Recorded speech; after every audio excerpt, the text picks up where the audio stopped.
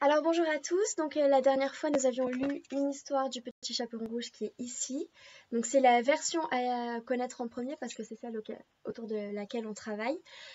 Et maintenant nous allons connaître une autre version du petit chaperon rouge d'après le conte de Charles Perrault qui a été écrit par Marie-Hélène Delval et illustré par Ulysse Wenzel. Alors voici la première de couverture, les enfants. La première de couverture, c'est lorsque le livre est fermé, c'est la première image, la première page que l'on voit. Ça, c'est la quatrième de couverture, avec le résumé de l'histoire. Alors, c'est parti pour lire Le Petit Chaperon Rouge. Donc regardez bien, les illustrations ne sont pas les mêmes. Voilà. Le Petit Chaperon Rouge.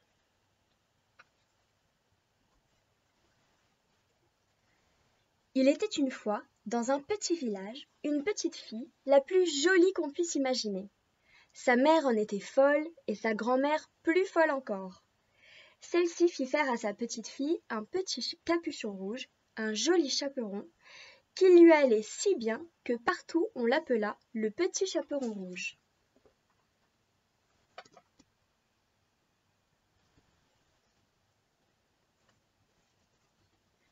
Un jour, la mère de la petite fille prépara des galettes.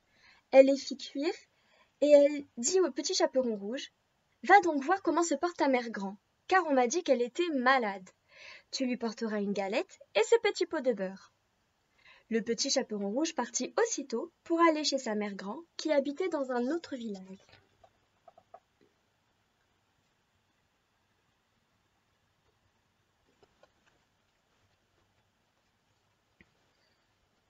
Comme elle traversait la forêt, le petit chaperon rouge rencontra le loup. Le loup eut très vite envie de la manger. Mais il n'osa pas, car des bûcherons coupaient du bois non loin de là. Il demanda seulement à la petite fille où elle allait.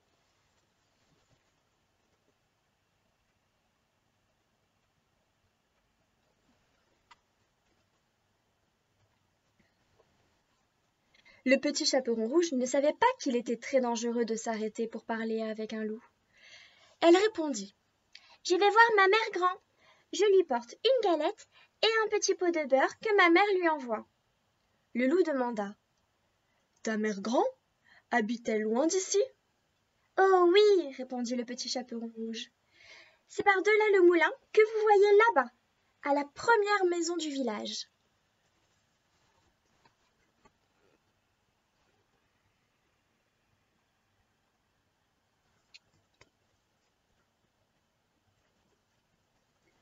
Le loup s'écria: « Eh bien, je vais lui rendre visite moi aussi. Je vais prendre ce chemin-ci. Toi, tu prendras ce chemin-là, et nous verrons lequel de nous deux arrivera en premier. » Le loup s'élança en courant de toutes ses forces par le chemin le plus court.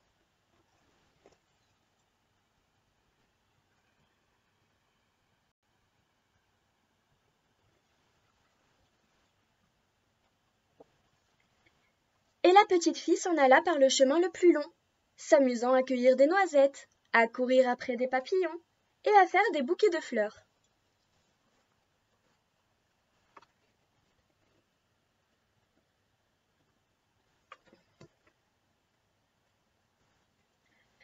Le loup ne mit pas beaucoup de temps pour arriver à la maison de la mère grand.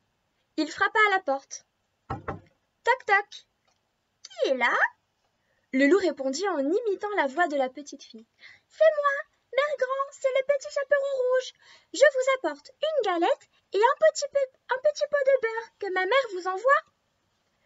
La bonne mère grand, qui était couchée car elle était un peu malade, lui cria: Tire la chevillette et la bobinette chera. Ce qui veut dire: tire la clé de bois et le loquet tombera.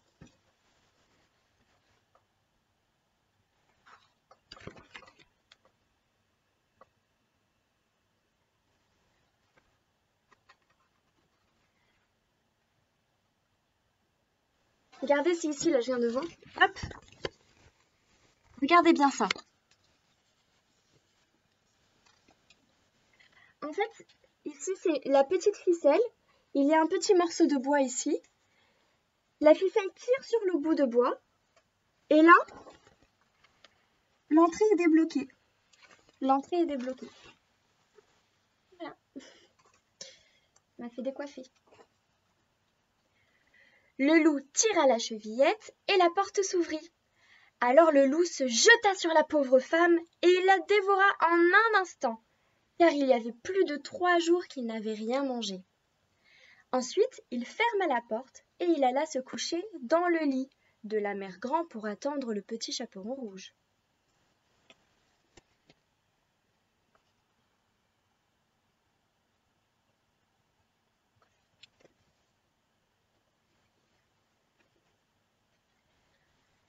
Quelque temps après, le petit chaperon rouge vint à frapper à la porte. Toc toc. Qui est là? Demanda le loup en entendant cette grosse voix. Le petit chaperon rouge eut d'abord peur, puis elle pensa que sa mère Grand était enrhumée, et elle répondit. C'est moi, mère Grand, c'est le petit chaperon rouge.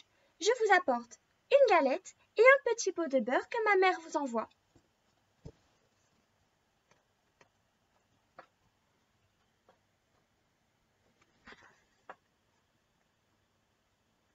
C'est la ficelle qu'elle tire pour pouvoir, justement, elle tire la chevillette.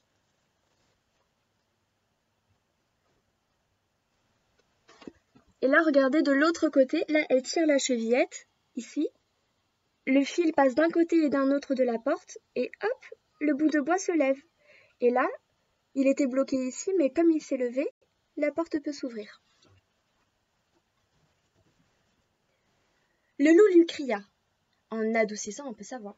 Tire la chevillette et la bobinette, chéra.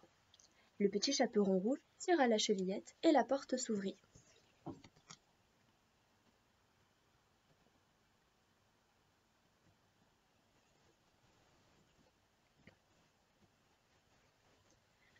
En voyant entrer la petite fille, le loup se cacha un peu sous sa couverture et lui dit « Mets la galette et le petit pot de beurre sur la huche de pain et viens te coucher avec moi. » Le petit chaperon rouge obéit et elle vint se glisser dans le lit.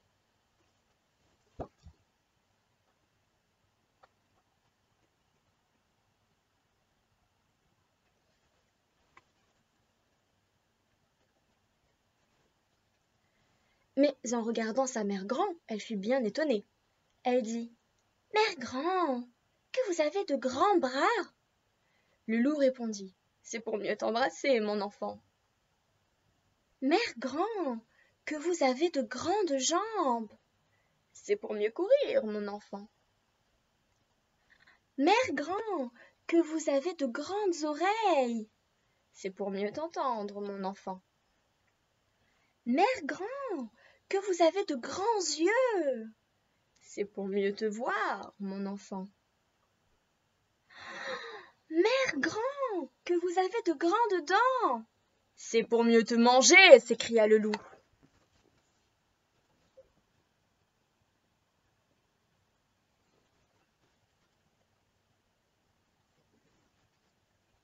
Et en disant ces mots, le loup se jeta sur le petit chaperon rouge et il la mangea.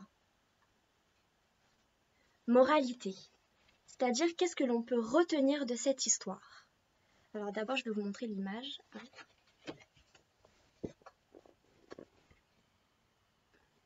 Moralité. Petits enfants, n'écoutez pas n'importe qui. Il y a des gens, il y a des loups qui ont l'air comme ça bien gentils. Ils vous parlent, ils vous suivent dans la rue jusque chez vous. Mais méfiez-vous, ces drôles de loups qui font les doux sont souvent les plus dangereux des loups.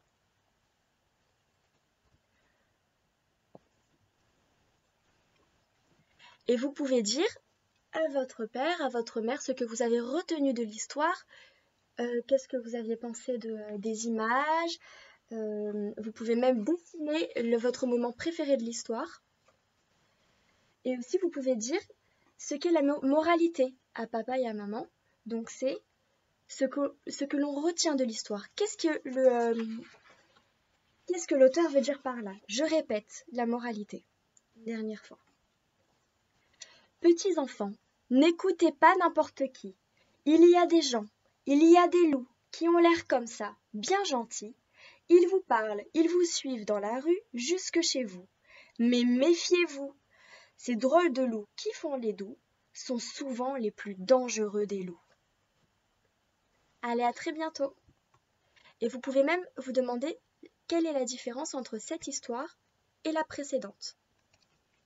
Donc, qu'est-ce qu'il y a de pareil dans ces deux histoires et qu'est-ce qu'il y a de différent ?